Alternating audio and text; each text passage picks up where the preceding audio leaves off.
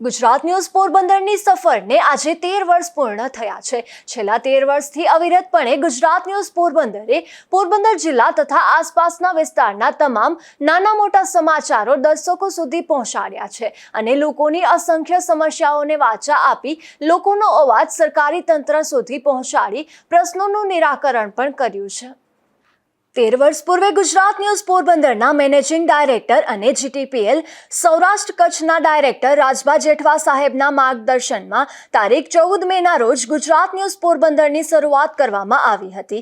ત્યારથી આજ દિન સુધી ગુજરાત ન્યૂઝ પોરબંદરની ટીમ સતત ખડે પગે લોકોના પ્રશ્નો માટે લડત આપી રહી છે।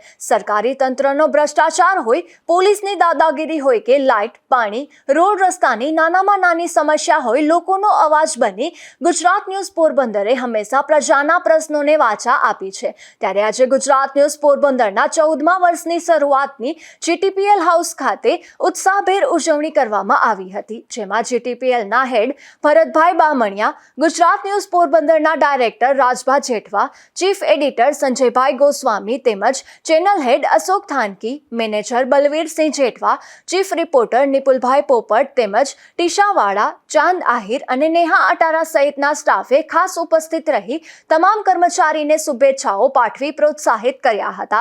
તેમજ ગુજરાત ન્યૂઝ પોરબંદરની ટીમે આ તકે હર હંમેશ લોકોના પ્રશ્નોને વાચા આપવા માટે સતત ખડે પગે રહેવાની નેમ વ્યક્ત કરી હતી।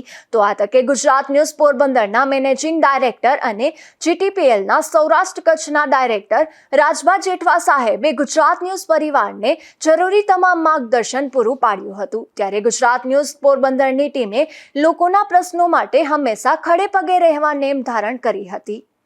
નિપુલ પોપટ સાથે અશોક થાનકી, ગુજરાત ન્યૂઝ પોરબંદર।